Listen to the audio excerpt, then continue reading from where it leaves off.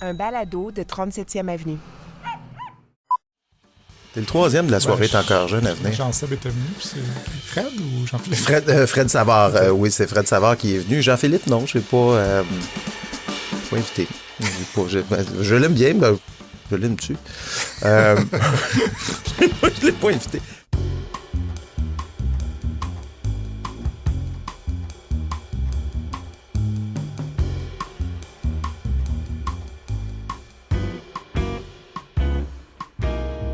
Allô, Steve Proulx, micro du balado Les Écrans, le balado qui s'intéresse aux gens des médias, à ce qui les anime, à leur parcours. Cette semaine, je reçois Olivier Niquet. Mine de rien, c'est le troisième membre de la soirée T'es encore jeune que je reçois à ce micro. Ça a l'air d'une obsession. Mais non, en toute confidence, j'ai jamais été un fidèle, moi, de la soirée T'es encore jeune. Je sais que je suis le seul au monde qui écoutait pas cette émission-là, mais bon, c'était pas par snobisme. Question d'horaire, ça passait à un moment où mes oreilles étaient juste pas disponibles. De toute façon, pour moi, Olivier Niquet, ce n'est pas que la soirée est encore jeune. Je le vois évoluer depuis bien avant. On a même un peu croisé le fer, lui et moi, il y a fort longtemps, sur la pertinence d'avoir des journalistes citoyens. À l'époque, ça devait être en 2005-2006, avant sa participation au Spornographe, l'émission qui va mettre la table là, à la soirée est encore jeune. Olivier avait lancé un site web de journalisme citoyen, ça s'appelait Sans Papier. C'était dans l'air, on se souviendra, à l'époque, il y avait le Huffington Post aux États-Unis qui venait d'être lancé. C'était une petite révolution, un site ou un média d'information en ligne qui était alimenté par des blogueurs non rémunérés. Il y a eu pendant quelques années une version québécoise. C'était l'époque où moi-même j'avais un blog et je signais une chronique sur les médias dans le journal Voir. Et je me souviens, je voyais pas vraiment d'avenir à ce journalisme citoyen défendu à l'époque par Olivier Niquet. Mon point étant que le journalisme, à mon humble avis, c'est un vrai métier. Il suffit pas d'aimer écrire là, pour être journaliste. C'est même assez secondaire. Il y a des règles à connaître, une éthique à avoir, une démarche à comprendre. Et moi, je m'improviserais pas électricien. Je vois pas pourquoi n'importe qui s'improviserait journaliste. Bon, Olivier était plus nuancé. Ça dit deux décennies plus tard, Sans Papier n'a pas survécu. Le journal Voir non plus, d'ailleurs. Et le journalisme citoyen, ça n'a pas vraiment décollé. Aujourd'hui, on se rend compte que le citoyen aime plutôt faire du lip-sync sur TikTok. Bon, tout ça pour dire qu'Olivier, je le regarde évoluer depuis longtemps. Je m'intéresse en particulier à cette œuvre qu'il nourrit, qu'il alimente comme ça, inlassablement, jour après jour, cette vaste collection de lapsus, de bourdes, de déclarations malheureuses de personnalités politiques, médiatiques, sportives, tout ça rassemblé dans son célèbre Club des mal cités. Il y en a d'ailleurs tiré, je pense, deux ou trois livres de citations qu'il a fait à partir de cette collection-là. Et on est un peu dans l'actualité parce que c'est un peu à cause d'Olivier que l'affaire Gilles Proulx a pris ses proportions. Je vous laisse écouter sa déclaration récente à propos apparemment d'une épinglette qu'un porte-parole de Québec solidaire aurait portée à la télévision. Bel hypocrite qu'il est, il se présente à une émission de télévision fort écoutée dimanche soir avec à sa boutonnière une épinglette du drapeau du Québec. Alors, les Anglais ont vraiment raison de dire qu'on devrait les achever une fois pour toutes, ces épais.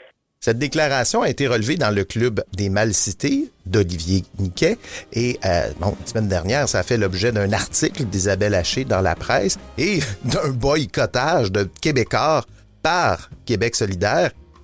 Et tout ça, ça vient de Gilles Proulx, mais c'est Olivier Niquet, collectionneur de la bêtise, qui a réussi à mettre en valeur ce formidable morceau de sagesse. Tantôt, je disais que le journalisme citoyen, j'y croyais pas beaucoup, je trouvais pas que c'était une bonne idée.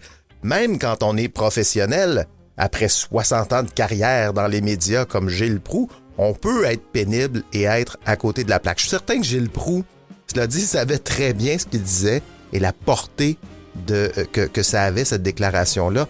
C'est juste triste. À 82 ans, j'ai l'impression que le monsieur est comme prisonnier de son personnage de chien enragé. C'est la seule partition qu'on lui demande de jouer. Il avait tenté de faire des émissions de voyage, vous vous souvenez, son autre passion. Mais Gilles Proulx globe-trotter, ça t'intéresse personne. Fait qu'il nous sert son Gilles Proulx mal engueulé, réactionnaire, pathétique. Et c'est malheureusement ce qu'on va retenir de lui. Rien d'utile, rien d'inspirant, juste du blabla pour faire de la cote d'écoute. Merci à Olivier Niquet de garder pour la postérité les pépites de ces experts de la citation foireuse. Aujourd'hui, c'est à son tour de passer au balado les écrans.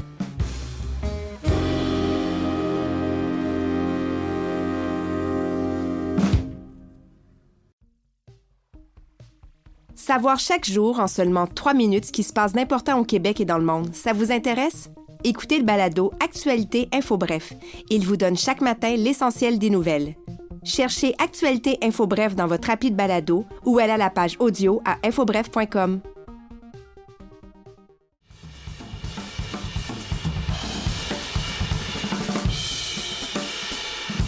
Non, c'est ça, t'es le troisième, puis je savais pas que je répétais un pattern parce que t'as dit ça à cette émission-là, pas en direct de Tokyo. Je sais pas si tu te souviens de ça. Ouais. On commence avec une question pertinente. Oui. Une question d'un fan, tu comprends? Question d'un internaute, en fait. Un internaute, Antoine de Greenfield Park. Ah non. Pourquoi tu dis « Ah non » de Antoine de Greenfield Park? D'abord, ça, j'avais... Parce que je sais c'est qui, c'est Antoine-là. Là. Tout ça, c'est stagé. Ah, là. c'est stagé, ça. C'est pas c'est stagé vraiment... par eux, là. Moi, OK. c'est Antoine Deshaies de Radio-Canada. Là. Je sais, la gang du sport là, sont bien... OK. Ils se font des jokes entre eux qu'il y a juste eux qui comprennent. Là, mais celle-là, je l'avais pigé. Je me doutais qu'il y avait quelque chose dans le genre. Ça continue. Demande, Pas lui. qu'est-ce que ça te fait d'être invité après Jean-Sébastien Girard à un show olympique? Ton collègue qui déteste les sports, je dois Ouais, dire. c'est un peu insultant. Je dois l'avouer, parce que souvent, dans des histoires de sport comme ça, Jean-Sébastien est invité avant moi. Juste parce qu'il fait un petit spectacle, puis des stepettes, là, puis les gens aiment ça, mais il connaît rien là-dedans. À ma décharge, on ne parlera pas de sport ici.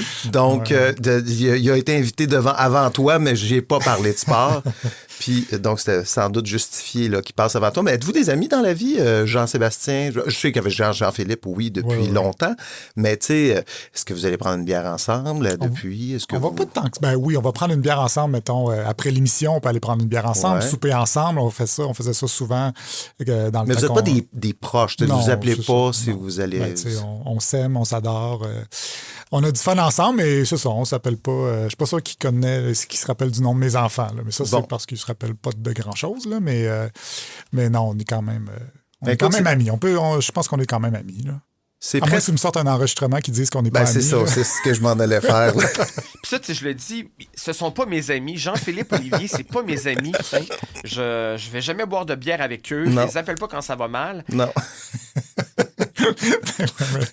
Ça dépend de la définition d'amis. Ça dépend effectivement. C'est élastique, cette définition-là. Mais bon, manifestement, pour Jean-Sébastien, t'es pas son ami. Donc, il l'a bien dit.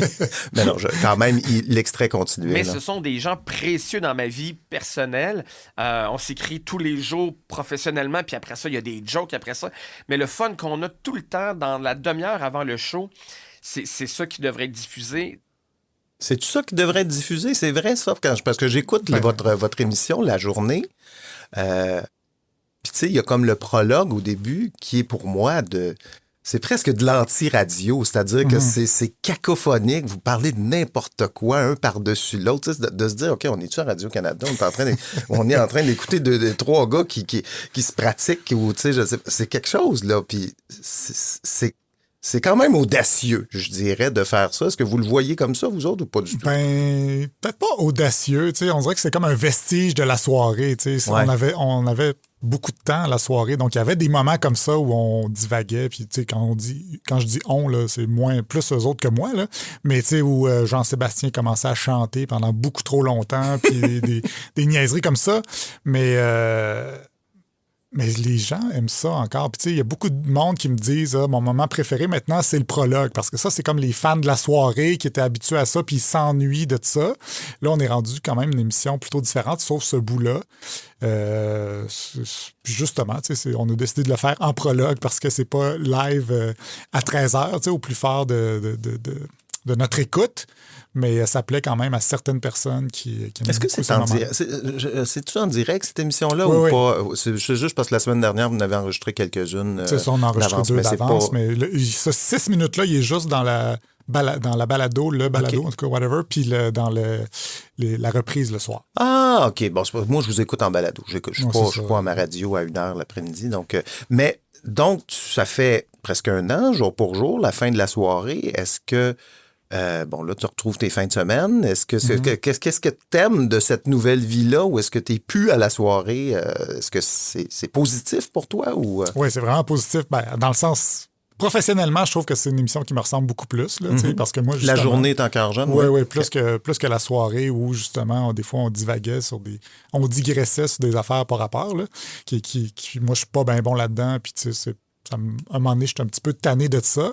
Fait que je suis vraiment content de faire une émission quotidienne sur l'actualité, là, dans le feu de l'action de l'actualité, puis d'avoir l'impression d'avoir un peu une influence sur ce qui se passe, et influencer des gens, soit des gens des acteurs de l'actualité ou des auditeurs. Est-ce que c'est arrivé? Est-ce que tu as eu des échos, que tu as eu une influence quelconque? Ben, pas précisément, mais je sais que les politiciens nous écoutent, puis les journalistes, puis tout ça. Fait que je pense qu'on a quand même une certaine influence, là. Puis il y en a qui nous écrivent des fois sous le couvert de l'anonymat. Mais oui, puis j'adore ce côté-là. En même temps, je pensais que ça allait être moins tough que ça, là, pour la charge de travail. Ouais. Oui, j'ai mes fins de semaine maintenant, là, mais en même temps, je ne sais pas tant que ça. Là, parce que dès que j'ai quelque chose qui me sort de ma routine, un petit contrat à côté, venir faire un balado avec toi, ben, ça me fuck un peu ma routine. Puis là, il faut que je rattrape le soir ou la fin de semaine. Fait que ça, je trouve ça un peu tough. Puis j'ai pas envie non plus de refuser d'autres petits contrats à côté à cause de la journée. Fait que finalement, je travaille plus que je pensais. Bon, je suis content de fucker ta journée aujourd'hui. T'as quand même le temps de prendre des marches, puis je voulais en parler de ça parce que tu es le porte-parole de la campagne Tous piétons de Piétons Québec. Oui. Ça, c'est un relent d'urbanisme, là. C'est comme c'est pour ça qu'on t'a choisi. Comment ça s'est passé, cette... Oui, ben c'est ça, parce que, entre autres, il y a 2 ans, j'ai fait une série pour Savoir Média sur les liens entre l'urbanisme et la santé. La ville au rayon X. Exactement. Puis je pense que ça a comme rappelé aux gens que j'étais urbaniste, puis que je pouvais être utile dans certaines causes comme ça. C'est quand même étonnant d'avoir à dire au monde, marcher pour faire 3 rues, plutôt que de prendre votre auto. On est à cette époque-là, là, où on est encore obligé de dire ça au monde. C'est quand même quelque chose. Est-ce que c'est décourageant ou encourageant à quelque part? Là? Je ne sais pas, là. Ben, c'est un peu des deux, parce que je pense que les gens le font de plus en plus, mais tu sais, c'est pas juste de dire aux gens de marcher, c'est aussi de se rendre compte que peut-être que nos villes sont pas aménagées pour donner l'opportunité aux gens de marcher. Là. À Montréal, c'est quand même pas si pire, là, mais dès que tu sors de Montréal, tu t'en vas en banlieue, il n'y a pas de trottoir, en fait, il n'y a même pas de commerce de proximité, parce que c'est pas assez dense pour qu'il y ait des petits commerces dans des rues commerciales pas loin. Fait que les gens ils sont obligés de toujours prendre leur char pour aller faire l'épicerie, pour aller faire des courses, n'importe quoi. Puis à l'inverse, ben c'est ça, en ville, on a plus cette opportunité-là. Fait que, il y a ces deux côtés-là, tu sais, puis moi, ça m'intéresse comment nos villes sont faites. Donc, je suis toujours content de m'impliquer dans ces causes-là parce que c'est ça, j'aime mieux être un influenceur de piétons. De piétons que d'automobilistes.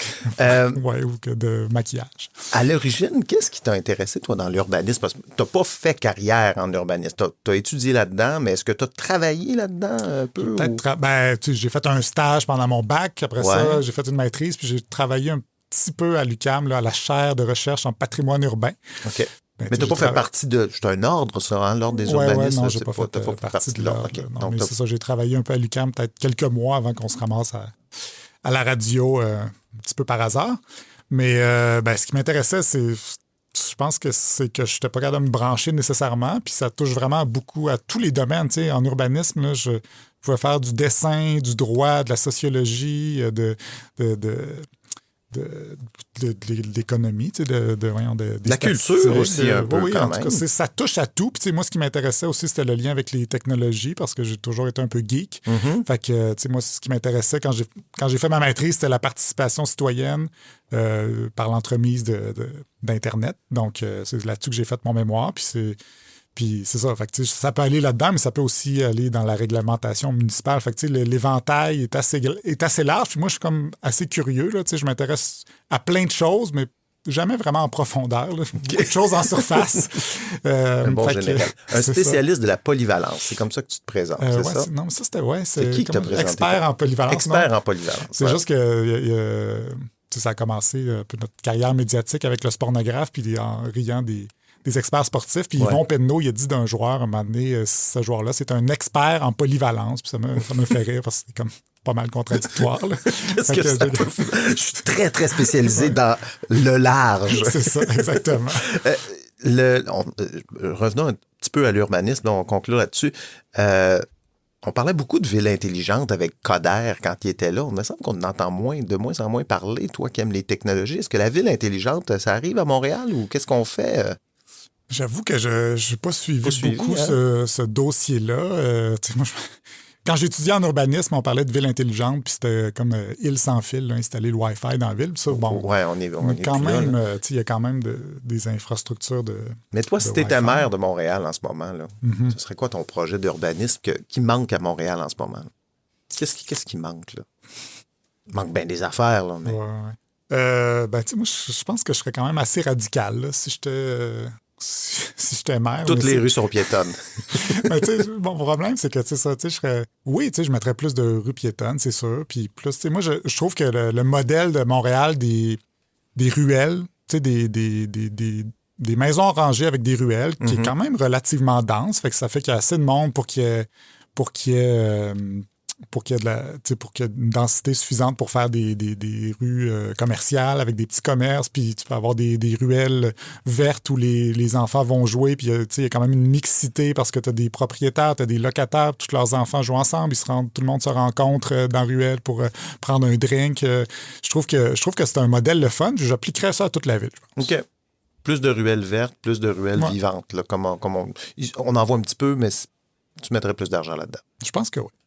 Voilà, Madame Plante. Revenons parce que, on a commencé à parler en disant que tu étais plus occupé en ce moment que quand tu avais La soirée est encore jeune, et ça semble vrai. En tout cas, il y a La journée est encore jeune, il y a ta chronique, tu fais une infolette, super infolette. Ça fait combien de temps? Tu t'es rendu à 6000 abonnés, c'est quand même bien pour une infolette. Oui, je pense que oui. Le bêtisier, ça, c'est pas... tu le fais une fois par année, là, je sais pas si ça va encore se refaire, mais bon, ça fait quand même pas mal de trucs dans ta journée. Est-ce que c'était prévu tout ça quand t'as... parce que quand la soirée est encore jeune, c'est terminé, j'imagine que tu t'es retrouvé devant la perspective d'avoir à te trouver d'autres jobs, d'autres gigs. Est-ce que c'était prévu d'en avoir autant ou... Non. Oui, non. Non, mais tu sais, est-ce que mettons, tu te voyais où, toi, après la soirée est encore jeune? Moi, si on avait arrêté complètement La soirée est encore jeune, je me serais comme lancé comme travailleur autonome. Là, je me serais probablement parti un podcast, infolettre. Moi, j'aime ça, gosser sur des sites web et tout ça. J'aurais eu envie d'essayer d'être mon propre média. Là, C'est un peu ce que tu es en ce moment. Là. C'est un peu ce que tu fais. Tu es un one-man army du média. Là. Oui, mais c'est ça. Mais je le fais bénévolement, en tout cas, là, en dehors de Radio-Canada. Ouais. Là. Mais je place un peu mes pions là, au cas où ça arriverait que la soirée, la journée, ça fonctionnait plus un jour. Penses-tu que ça se peut vivre? Parce que j'ai eu Fred Savard qui, lui, est presque en train de vivre de son balado. Penses-tu que c'est possible d'avoir plusieurs personnes comme ça qui peuvent s'auto-suffire, s'auto-produire puis en faire une carrière? Penses-tu que où est-ce que tu es rendu dans ta vie, ce serait possible de faire ça ou... C'est une bonne question. C'est ça que je sais pas, puis que j'aimerais tester. En même temps, je trouve que j'ai quand même l'avantage, j'ai l'avantage d'être relativement connu. Là, relativement. Relativement. Puis, on ne sait pas relativement à qui, mais relativement. Puis, mais j'ai aussi l'avantage d'être capable de tout faire moi-même. Ouais. Mettons, Fred, je sais pas exactement comment il est arrangé, mais je sais qu'en tout cas, au début, il y a besoin de quelqu'un qui faisait sa technique, il y a besoin de ci, il payait des recherchistes, ci pis ça. Moi, il y a plein de choses que je suis capable de faire parce que, je suis capable de programmer un peu, je suis capable de... j'ai pas peur de gosser dans des consoles, puis tout ça. Puis aujourd'hui, avec ChatGPT, les recherchistes, aucune utilité. Exactement. ChatGPT peut écrire mes textes. Fait que, il y a ce côté-là que le côté do-it-yourself que je quand même, je pense qu'il pourrait m'aider. En même temps, ça peut être aussi un mélange de ça, puis aussi continuer à faire des chroniques à radio par-ci, par-là. Là aussi, je fais beaucoup de conférences de ce temps-ci. Oui, des conférences. Alors ça, j'aimerais qu'on en parle tantôt parce que je l'ai lu, ton livre sur l'introversion. Tu fais aussi des conférences sur la désinformation, c'est ça? Oui. Oui, j'ai commencé à faire ça dans les cégeps. Là. Okay. On a eu des profs de cégep qui m'ont demandé « Ah, ça tenterait-tu de faire ça? » J'ai monté une conférence, puis après ça, une fois que la conférence est montée, c'est le fun parce que je peux la faire. Qu'est-ce qui te donne de la crédibilité, toi, à parler de désinformation versus les décrypteurs, par exemple? Pourquoi tu parles de ça? Ben, je pense que c'est vraiment ma collection de... Ça vient de la collection, là. Ma collection de contenu des informations. J'ai beaucoup d'exemples à montrer aux gens, tu sais, puis montrer quelle influence ça peut avoir sur l'actualité. Puis c'est pas juste sur la désinformation, c'est aussi un peu sur la langue de bois, donc un peu l'envers, là. En fait, l'envers oui, l'envers. C'est une autre façon de désinformer aussi, dans le fond, la langue de bois, tu sais, de répondre à des questions vaguement pour pas répondre les vraies choses. Donc, tu sais, j'essaie de montrer les deux pendants là, de cette question-là. Puis, j'imagine que tu as des extraits à passer dans cette conférence-là. Puis je sais de faire ça un peu... Parce que cette collection, moi, je la trouve assez fascinante. Il y en a... Ça fait plusieurs années que tu fais ça. Ça a commencé au Spornographe. Donc, on parle de quoi? 2006, 2007, autour de ça. Ça fait très longtemps, là. Et donc, si les gens veulent voir, c'est sur un site qui s'appelle le Club des Mal Cités. Cherchez ça sur Google, vous allez trouver toutes les citations que tu as. Il y en a beaucoup qui viennent de la radio de Québec. Puis moi, je me posais la question, comme tu es maintenant relativement connu, te promener dans la ville de Québec, c'est-tu un défi dangereux? As-tu peur? Prendre une marche là, à Québec, là, ça se fait-tu de montrer ta belle démarche? Ou je me demandais, là, de ton point de vue, sérieusement, ça se passe très bien. Ça se passe bien? Oui, puis au contraire. Là, parce qu'en fait, ces gens-là là, qui écoutent Radio X, mettons, à Québec, là, ils savent pas je suis qui. Là. Non?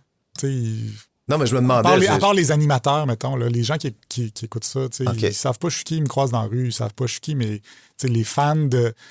On dirait que les fans de ce que je fais, qui sont à Québec, sont encore plus contents de me voir parce qu'eux autres sont tannés de ces radios-là. Fait que, ils viennent me voir, puis sont contents, puis tout ça. Fait que c'est toujours le fun. Puis moi, j'adore Québec, là, malgré que je me moque de leur radio. Ma blonde vient de là, fait que j'y vais souvent, puis j'adore cette ville. OK. Mais est-ce que... Comment je pourrais dire? Là, ça fait quoi? T'en as trouvé... Dans le site, j'en ai identifié à peu près 500. Là, des citations que tu as mis en ligne. Il y en a peut-être d'autres, il y en a peut-être plus. Je ne sais pas si tu les mets toutes en ligne. Mais après en avoir entendu autant, là, est-ce que tu es devenu avec un radar à pépites qui est plus difficile, ou est-ce que tu es plus difficile, dans le fond, à trouver une bonne pépite? Parce que, bon, tu sais, Éric Duhem, il en a dit des niaiseries. Pourquoi je parlerais de cette nouvelle niaiserie? Tu comprends ce que je veux dire? C'est beaucoup moins impressionnable. Oui, c'est ça, impressionnable. Est-ce que tu es moins impressionnable aujourd'hui? Oui, puis ça m'arrive souvent d'entendre quelque chose puis qui n'a pas d'allure, mais je l'ai déjà passé 8 fois, cette affaire-là. Fait que j'ai pas envie de revenir là-dessus, même si je sais que peut-être que le public à qui je le diffuserais, ils n'ont jamais entendu ce genre de truc-là, mais moi-même, personnellement, je suis tanné de parler de ça. Puis maintenant, les radios de Québec, là, c'est une petite partie de mes chroniques. Là. Je me concentre plus sur les politiciens, puis les radios de partout, dans le fond. Là. Fait que je pense que la proportion de clips de Radio de Québec est proportionnelle à la population de Québec là, dans ce que je fais, je pense. Récemment, là. Oui, c'est ça. Parce que, bon... Mais c'est sûr que sur le site, il y en a beaucoup, là, parce que, bon, j'en ai accumulé pas mal, là, mais ouais. Tu sais, moi, je suis un ancien journaliste de données, donc quand je vois un répertoire avec des chiffres puis des noms, j'ai le goût de faire un fichier Excel. J'ai fait un fichier Excel avec ton club des mal cités. Puis, je me suis retrouvé devant une liste de statistiques, puis j'aimerais ça savoir si tu connais bien, si tu connais bien ta collection. Donc, je t'ai préparé un petit quiz à partir de ton club des Mal-Cités, de ta collection de bourdes. Puis j'aimerais ça savoir, selon toi, c'est une question facile, quelle personnalité québécoise trône au sommet de ton club des Mal-Cités, selon toi?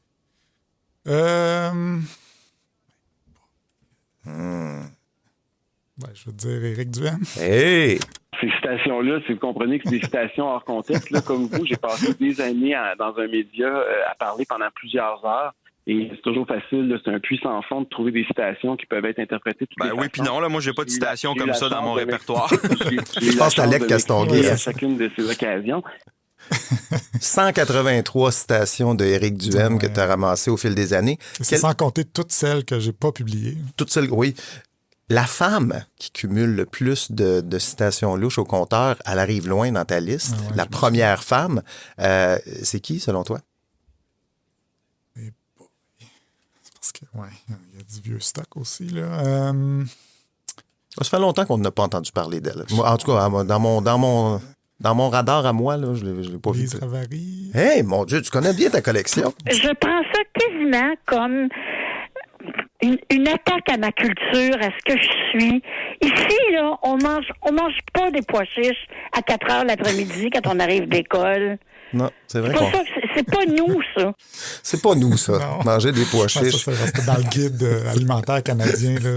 Ah, c'est de ça qu'on parle. C'est sûr qu'en contexte. Bon, c'est Lise Ravary qui arrive quand même à la 19e position. Ouais. Les niaiseries, c'est une affaire de gars. Pas mal, oui. Hein? Parce qu'il n'y a pas tant de femmes que ça. Il y a Denise Bombardier, Lise Ravary, la Madame Marcotte, là, Joanne Marcotte. Puis bon. Mais sinon, il y a très, très peu de femmes. C'est beaucoup, beaucoup un boys club encore. Là, oui, vraiment. Puis, tu sais, souvent, mettons, dans les radios, en tout cas, à Radio X particulièrement, tu sais, souvent, il y a une fille qui est comme un peu faire valoir, là, tu sais, c'est jamais l'animatrice principale, tu sais, puis il est encore beaucoup question de mâle alpha, puis tout ça. Fait que, tu sais, c'est... J'ai regardé aussi, j'ai fait quelques statistiques. Le 1% de ton groupe, là, ont généré 21% de toutes tes citations. Donc, on est vraiment là-dedans. Le 1%, ça correspond à 5 personnes. Là. Saurais-tu me dire c'est lesquelles les 5 personnes on a dit? Donc, on a eu Éric Duhem est déjà là. Jeff Fillion. Ouais. Mario Dumont. Ouais. Dominique Moret. Ouais. La belle recette de la prétention puis de la péteuterie plateau Pitec. Là, à date, tes autres, les 4, dans l'ordre. C'est très bon. Ah oui, dans l'ordre. Oui. Je sais pas. Là, Mathieu Bock-Côté. Non, c'était Maxime Bernier. Puis je veux qu'on écoute sa citation parce que j'ai mis de la musique Attends, je l'ai mis en musique, celle-là.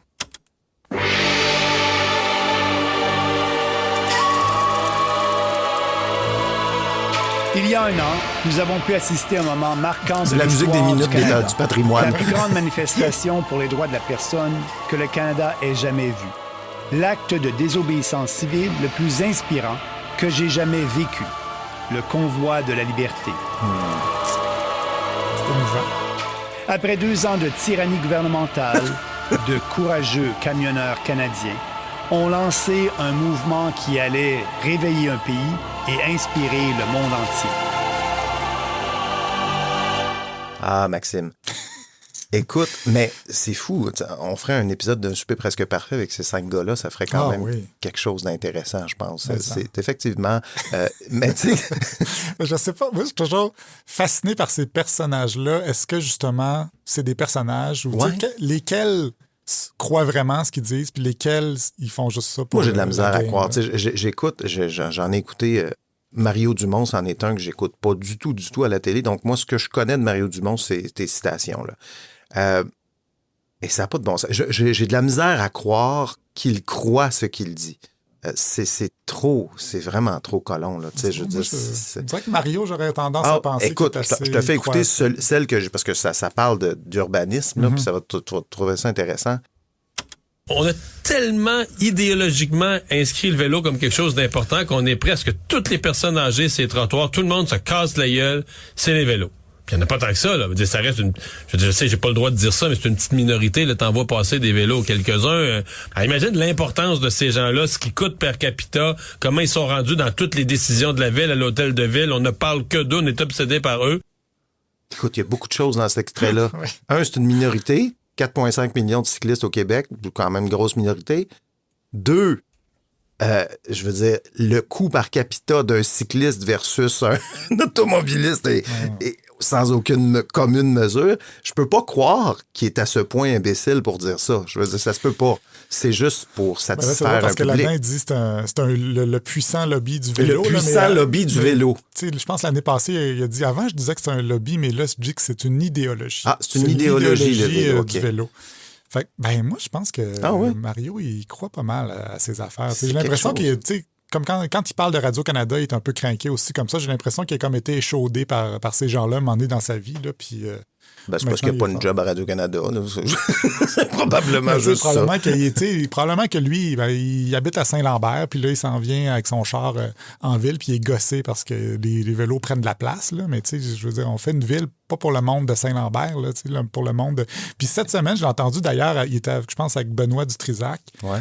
Puis il disait, il parlait de ça, là, des aménagements pour les vélos, je pense. Puis il disait, mais tu sais, c'est pas nous autres là, qui habitent ici. Là. Puis on dirait qu'il y a comme eu un éclair de lucidité. Là. C'est comme, c'est vrai, c'est pas les Montréalais, ils l'ont élu, Valérie Plante, tu sais. Ben, c'est pas Benoît Dutrisac ou Mario Dumont qui habitent en banlieue là, qui votent à Montréal. Ils ont trop de place, ces gens-là, dans l'espace? Est-ce qu'ils sont nécessaires ou est-ce que c'est une pollution? Les radios de Québec, les Mario Dumont, les Morel, est-ce qu'ils ont une place? Est-ce qu'ils ont un rôle à jouer? Je pense qu'ils ont une place. Mario Dumont, je ne le mettrais pas dans la même catégorie que les autres. Je pense qu'en général, il est correct. Puis, quand il parle de politique, c'est souvent, je trouve que ses analyses sont bonnes. C'est juste que des fois, quand il parle là-dessus, c'est un... Il connaît bien la politique. Oui, c'est Point. ça. Arrêtons là. C'est pas un expert en polyvalence. Non, c'est ça. On peut dire ça. Mais je pense pas que les autres... moi, je suis aucunement là, pour censurer ces gens-là. Je veux pas qu'ils fassent fermer leur radio et tout ça. Mais je pense qu'ils nuisent au débat public. C'est ça.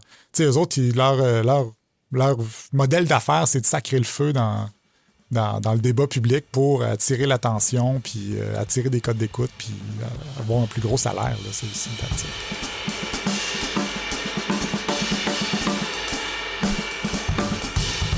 Tu as fait ton coming out d'introverti, on peut dire c'est un coming out, avec le livre que j'aurais aimé te faire signer, mais je l'ai loué à la bibliothèque. Donc, Les Rois du silence, que j'ai retourné à la bibliothèque. Et, mais bon livre, mais je trouvais intéressant là-dedans parce que, tu parles quand même de ta relation avec... Là, on est rendu dans un autre sujet, excuse-moi, on est rendu dans un autre segment de l'entrevue. Tu parles de ta relation avec Jean-Philippe Wauthier, que vous êtes... Puis tu disais... Souvent, les introvertis s'associent avec des extrovertis. Je ne connais pas Jean-Philippe, mais j'ai l'impression que c'en est un. Mm-hmm. Et ça marche. Les deux. Et c'est pour ça que pourquoi ça marche? C'est ce que je comprends pas. Qu'est-ce qui marche là-dedans? Ben, c'est parce qu'en tout cas, dans l'exemple de Jean-Philippe et moi, moi, c'est ça, je suis introverti. Fait que je suis vraiment pourri pour me vendre. Je suis pas... c'est pas moi qui irais présenter un projet à un producteur. C'est pas moi qui... Pourtant, je voulais devenir travailleur autonome là, il y a 2 minutes. Là. C'est ça, que tu voulais faire. Le producteur, OK. T'as pas besoin de... OK. Oui. Mais, puis tu sais, c'est ça. On est encore dans un monde où on a besoin d'entre-gens, là, quand même, pour tisser des liens, pour créer des relations. Puis Jean-Philippe, lui, c'est un champion là-dedans. Là. Fait que, tu sais, ce mix-là des deux... Jean-Philippe, il dit en entrevue que si j'avais pas été là, il n'y aurait pas cette carrière-là. Ah oui? Il a dit ça récemment, tout peut arriver. Là. Je pense que je suis pas sûr. Tout peut arriver. Je suis pas sûr que c'est le cas. Là. Peut-être, je pense qu'il y aurait peut-être eu une carrière peut-être différente. Mais moi, je pense que aussi, si j'avais pas eu Jean-Philippe, j'aurais jamais j'aurais fait ça dans la vie. Là. Mais comme introverti, en tant qu'introverti, il t'a pas ses nerfs à longue ou il est pas... tu trouves pas qu'il parle trop, qu'il prend trop de place ou que... Non, c'est pas... Non, puis surtout que ma blonde est bien pire que lui. Ah, elle est pire? Moi, quand je compare, là, Jean-Philippe, il est bien relax. Mais, donc, tu t'entoures vraiment de gens très extrovertis de autour de toi. Je suis entouré de porte-parole pour parler à ma place. C'est bon. Non, mais je trouve que c'est un bon mix, là, parce que, tu sais, moi, je prends le temps de réfléchir. Je ne suis pas capable de me faire une opinion vite sur quelque chose. Fait que, tu sais, j'ai pris l'habitude de penser à ce que je fais, puis tu sais, d'essayer de trouver la bonne solution. Puis contrairement à d'autres qui sont peut-être plus vite sur la gâchette, puis finalement, ils se plantent. Là, mais je pense que l'équilibre entre les deux, ça fait Est-ce que, avec ce livre-là, je sais qu'on en a beaucoup parlé, puis tu en fais aussi, s'il y en a qui n'aiment pas lire ou qui... Bon, tu en fais un livre audio qui n'est pas encore sorti. Hein? Je pense qu'il sort au mois de mai. Au mois de mai. Ouais. Donc, le livre Les Rois du silence d'Olivier Niquet va être en livre audio, j'imagine, disponible sur audio. Exact. Hein? Mais où est-ce que je m'en allais avec cette question-là? Oui, les échos que tu as eus de ce livre-là, des gens à qui tu as donné une voix, j'imagine, ou des mots sur une situation qu'ils vivent. Est-ce que tu en as eu beaucoup de ces échos-là? Ou... Vraiment beaucoup, oui. Ouais? Beaucoup plus que je pensais. Là. En fait, je me doutais que je n'étais pas tout seul dans ma situation. Puis, au fil du temps, parce que j'en parlais des fois à la soirée, parce que, bon, j'étais le gars qui parlait pas à radio, fait que c'est devenu un running gag, même si c'était pas un gag, c'était pas un personnage.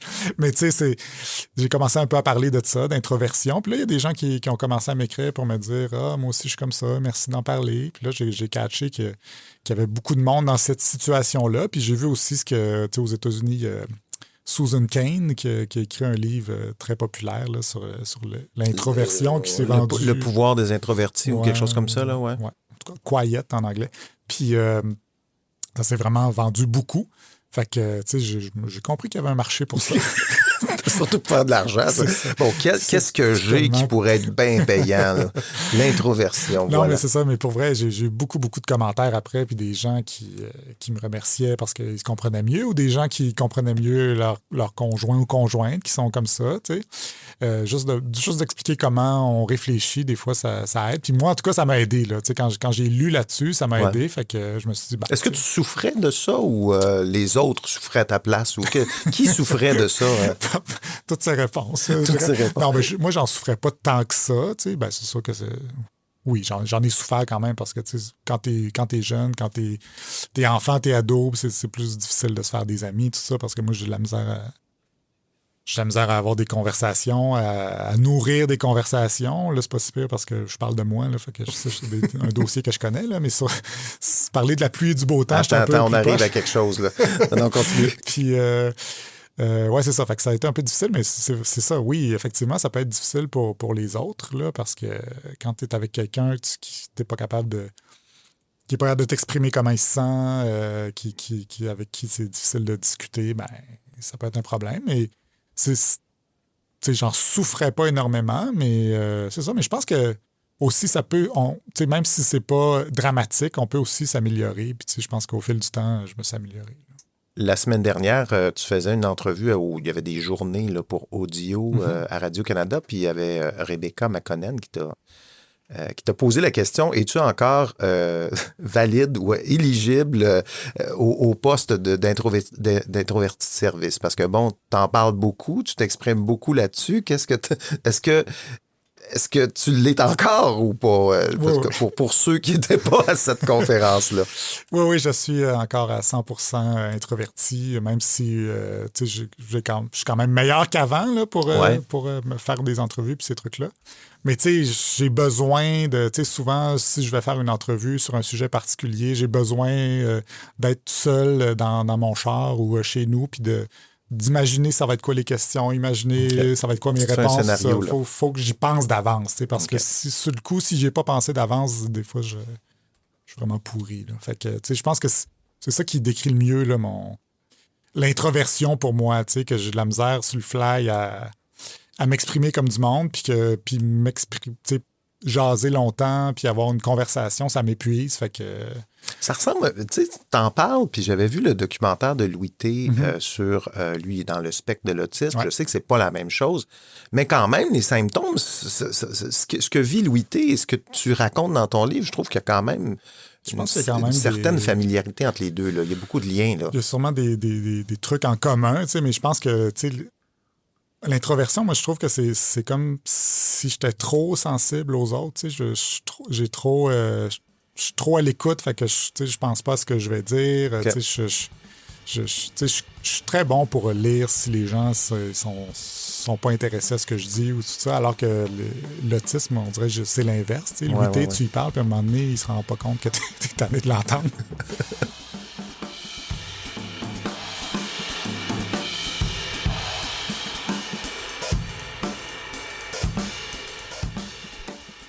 On est au balado Les Écrans, Olivier. J'aimerais te parler un peu de ce que tu regardes à la télé, dans les écrans, sur les plateformes.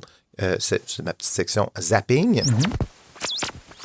Qu'est-ce que tu regardes en ce moment? Y a-t-il une série qui t'est tombée dans l'œil?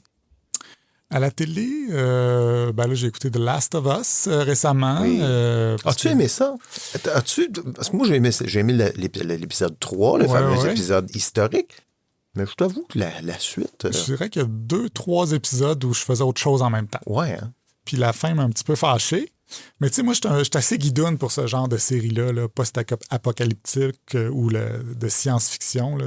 Moi, je suis un gros fan de ça. Fait que, tu sais, j'ai eu quand même du plaisir à regarder, même si, oui, c'était inégal, je dirais. Là. J'ai beaucoup aimé les premiers épisodes. Moi, j'aime beaucoup dans les histoires post-apocalyptiques ou de science-fiction quand on raconte comment on en est arrivé là. Tu sais, l'origine, même dans les films de super-héros, comment il a réussi à devenir Superman. Là, j'aime ça. Puis j'ai aimé dans les premiers épisodes de The Last of Us parce que c'était ça. On avait des reportages, des extraits de nouvelles. Je trouvais qu'on embarquait dans le bain. Mais après ça, je trouvais que ça s'était un peu effrité. Quelle autre série que tu aimais de post-apocalyptique? Là? C'est parce que là, on a beaucoup comparé cette série-là à Walking Dead. Mais est-ce qu'il y en a d'autres que tu as regardé, que tu as aimé récemment? J'ai regardé une série qui a été annulée. Ça s'appelait Why Last Man on Earth. OK. C'est tiré de l'humour, ça? Attends, non, c'était une autre affaire, parce qu'il y a le Last Man, il y a Last Man on Earth. D'un gars de Saturday Night Live qui était là-dedans. Oui. Ça, c'était sympathique aussi, mais ça, c'était plus sérieux. Là. L'histoire, c'était que tout d'un coup, tous les hommes de la Terre mouraient en même temps, sauf un. Puis là, on suivait ce dude-là. Puis, tous les hommes, on parle de masculins ou tous les humains, là? tous les hommes masculins. OK. Fait qu'il y avait un gars pour plein de femmes. C'est ça. OK.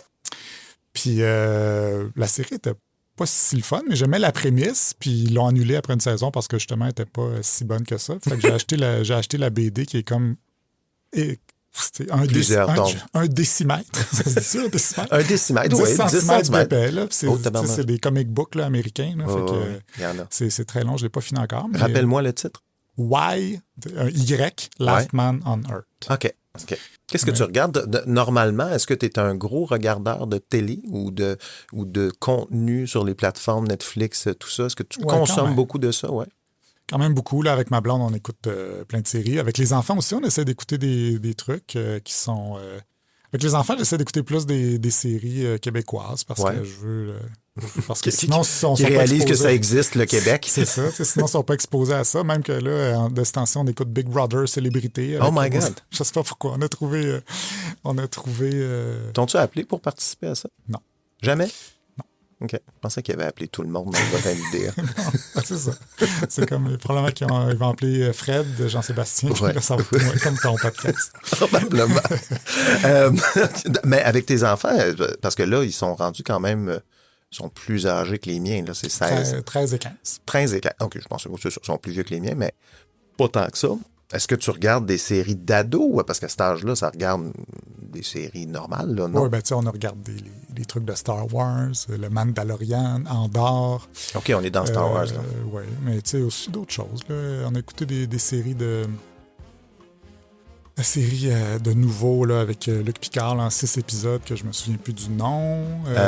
Aller-retour, aller-simple, voilà. Simple, fait que des fois, on essaie de regarder des trucs comme ça, ou des films québécois, ou Club Soli, ça, on aime bien ça, écouter ça en famille. Fait que, c'est ça, on essaie de les exposer à cette culture-là, parce que sinon, il n'y en a pas bien sur TikTok. Non. Hey, merci beaucoup, Olivier. Je pense que ça fait le tour. Je regarde dans ma liste de questions. Non, on a tout. On passe par là. Oui, ça, c'est bon. On a fait le tour. Je te remercie beaucoup de ton temps aujourd'hui. Puis, qu'est-ce qui... là, la journée, ça dure. Ça se termine quand, là, de la saison assez... C'est au mois de mai, ça. Mois de mai, donc d'ici un mois. Qu'est-ce qui t'attend là, cet été? Y a-t-il des projets dont on peut parler? Des choses comme ça? Pas trop travailler l'été. J'aimerais ça faire là, il y a ton livre. Il y a ton livre audio qui va sortir au mois de mai aussi. Oui. Sinon, j'ai des petits trucs par-ci, par-là. Moi, ça, écrire un autre livre. Là, c'est mon projet de cet été. Puis aussi, rien faire. Bon, je te le souhaite. Merci beaucoup.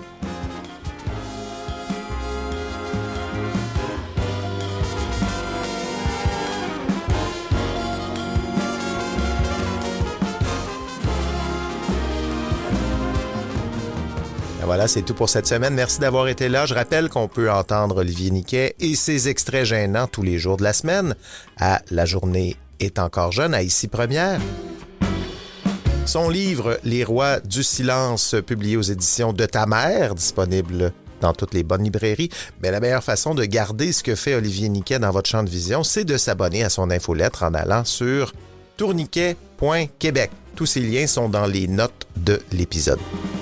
Pour terminer, je vous invite comme toujours à poser un geste pour le balado. Il y en a plusieurs. Le premier, suivez l'émission, donnez-lui une note sur Apple Podcasts, Spotify, YouTube, la plateforme que vous écoutez. C'est un petit geste gratuit qui indique aux algorithmes qu'il y a quelque chose d'intéressant qui se passe ici. C'est un moyen de nous aider à nous faire entendre par plus de gens. Vous pouvez vous abonner aussi au groupe Facebook du Balado Les Écrans ou à l'infolette du Balado. Vous allez trouver tous les liens pour ça va sur lesécrans.ca. On peut maintenant aussi soutenir le Balado via un abonnement Patreon. Moi, je considère ça un peu comme un pourboire. Hein, quand on va dans un bar, on commande une consommation, un verre, on laisse un 2$ sur la table. Est-ce que ça valait vraiment 2$ ce service-là si on compare avec ce que vous venez d'entendre, le travail que ça a pris, l'infrastructure qu'on a dû mettre en place pour amener tout ça dans vos oreilles? Est-ce que ça vaut un petit pourboire? Moi, je pense que oui. Moi, j'ai commencé d'ailleurs parce que je sais que c'est un peu le nouveau modèle. Quand on s'intéresse à des productions comme ça indépendantes, il y a beaucoup de Patreon, il y a beaucoup de dons. On sollicite souvent nos dons. Et il y a 1 an et demi environ, j'ai arrêté de fumer et j'ai commencé à utiliser l'argent que je versais aux cigarettières pour encourager des productions qui me plaisent. Je le fais, par exemple, je le dis ouvertement, la balado de Fred Savard, un balado que j'aime beaucoup. J'encourage. Pour moi, c'est mon argent cigarette qui est maintenant investi dans des choses qui, je trouve, sont utiles. Je m'adresse à toute cette communauté d'ex-fumeurs. Vous avez maintenant plus d'argent dans vos poches. Vous avez mis de l'argent dans les cigarettières. Pourquoi ne pas les mettre dans les productions indépendantes, dans les créations indépendantes que vous entendez et que vous aimez? C'est une bonne façon de les encourager. Donc voilà, ce sont les petits gestes à faire pour nous aider à garder ce balado en vie et peut-être éventuellement faire en sorte qu'il se développe, qu'il s'enrichisse. J'aimerais ça faire plus d'épisodes, des épisodes peut-être plus longs, avoir des chroniqueurs éventuellement. Bon, tout ça, ça prend des moyens, ça prend du temps. Donc voilà. Alors voilà, c'est ce que j'avais à vous dire. Je vous remercie de votre écoute et on se retrouve à un prochain épisode.